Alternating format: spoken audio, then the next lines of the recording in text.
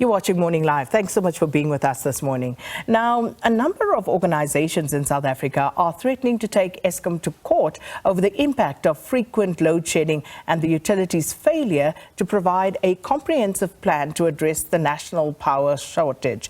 Now, several political parties are also considering legal action against the utility, including the Solidarity Movement and advocate Tembeka Ngcukaitobi.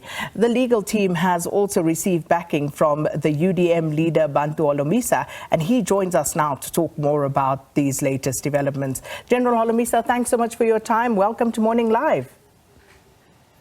Thank you very much. Thanks for the invitation. I'm looking forward to participate in your debate.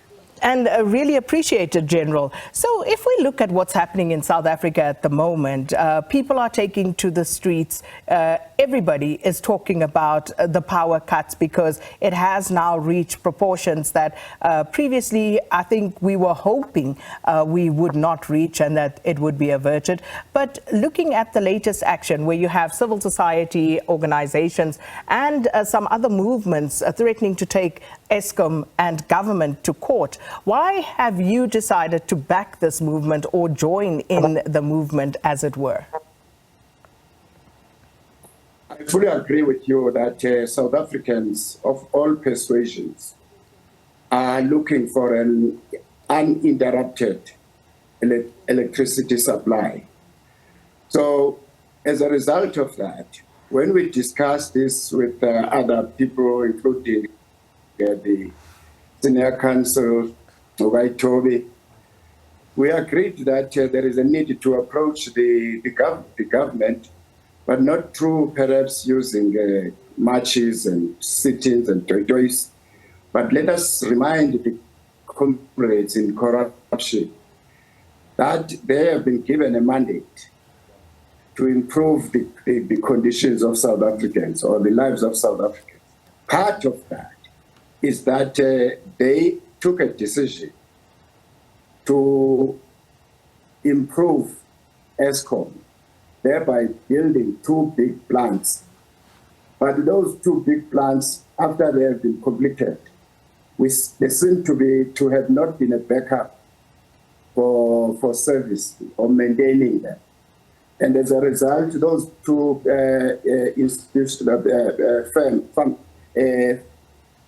those two agents are not delivering as expected. So what we are saying now is that the state must be reminded about its constitutional obligations. The state has not taken any reasonable measures to provide vulnerable people or South Africans with adequate and reliable energy, whether electricity of any alternative forms. So the state, therefore, has contravened its duty to provide energy as imposed by the constitution of this country. So that's where we are. And lastly, what frustrates many people is the shifting of goalposts all the time. There is the load shedding. It's either the coal material is not adequate, is not a right caliber, or the coal is wet. They have been saying this since 2006. Until when must we know when will be this load shedding stop?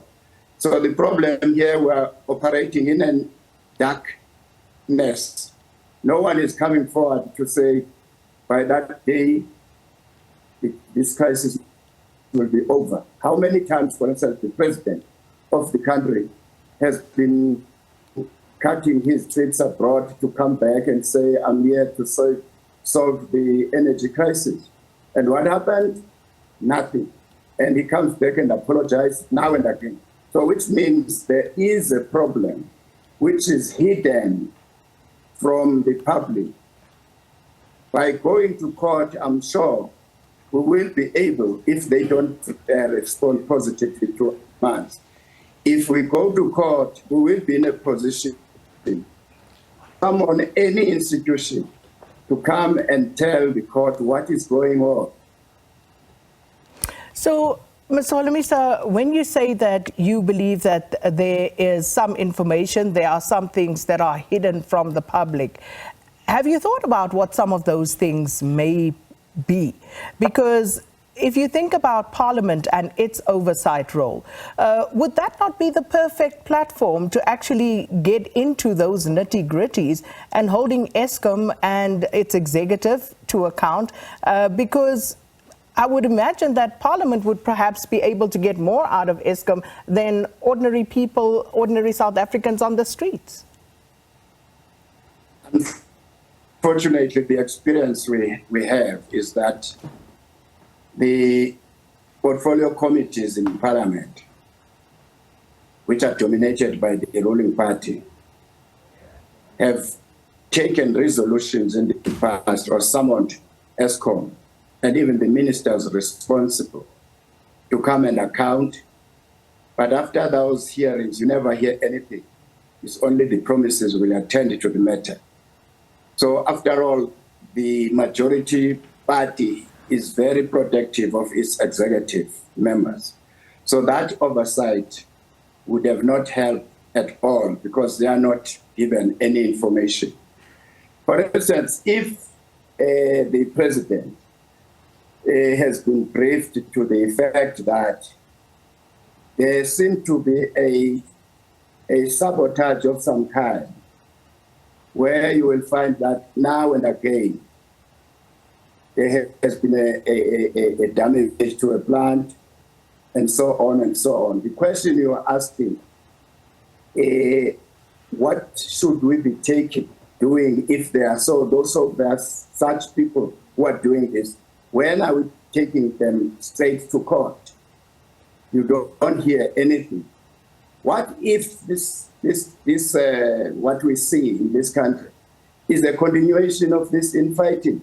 So we will sabotage that faction and so on and so on.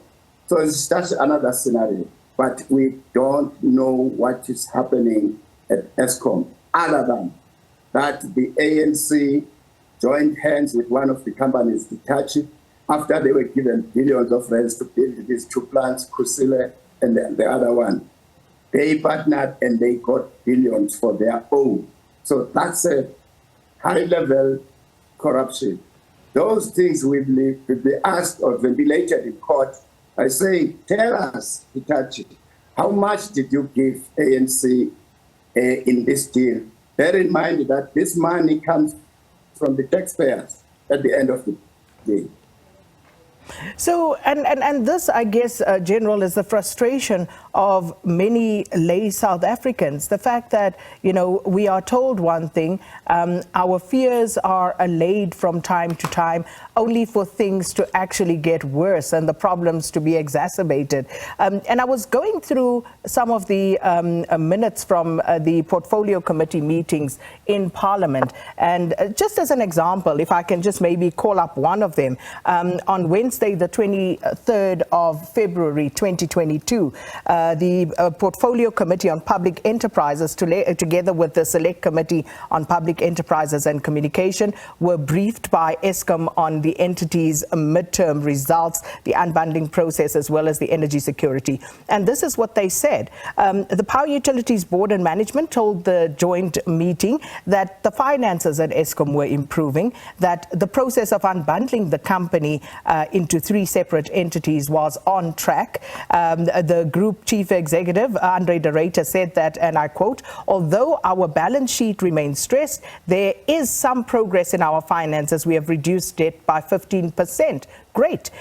He conceded, however, that the operations remained their biggest difficulty and the country was still experiencing load shedding. And he assured the committee that they were dealing with load shedding positively and would be giving progress reports every 3 months. Then the question is, were those progress reports given? Because if those progress reports were given timeously, General Holomisa, how did we get here? How did we not then see or foresee that things were actually worsening to a point where we are now almost permanently on stage 6 rolling blackouts? it tells you that the executive who is running that department slept on the job, because he should have made a follow-up together with his deputy, if he has one, and the board as well as the CEO of Eskom should have constantly briefed the public. But it's clear that even though they take good decisions, I doubt very much if they have people with skills to implement those decisions and their policies in general. And this cut across all state departments. But today, if you look at what the World Economic Forum is saying, they have put up top 5 risks which they've identified. 1, what if the state collapses? 2, the debt crisis. 3, collapse of services and public infrastructure. 4, cost of living crisis, employment and unemployment crisis as well.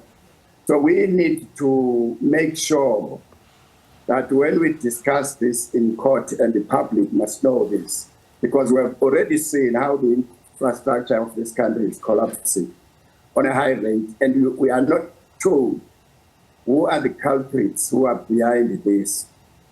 Today, we don't have reliable railways. Today, roads are also affected. So the debt crisis, you hear yesterday, I read the Business Day, that Treasurer is contemplating to ask for 1 billion from World Bank. So these guys have ran out of ideas, and they are piling this debt for any government which would come. It's going to be very, very, very difficult. So, General, as we wrap up this conversation, this court action, what are you hoping that this will change? If we take Solidarity, for example, they're saying that the focus of their legal action will be looking at NERSA and maybe approaching NERSA to look at the private generation registrations that were received and approved every month publicly. And, you know, what exactly are you hoping that your court action, the one that you would be part of, would achieve? Firstly, we may not have to go to court at the end of the day. If the ruling party listened or read our demands, which was sent to them yesterday, they needed to swallow their pride and listen to other people who are not in their ranks. In that way, they will emerge as a stronger ruling party. In that letter, if you've read it properly, we are referring to them to certain clauses in our Bible, which is our constitution, to say to them, guys, you took an oath, but look what you did. You pretended as if to us you are very clean.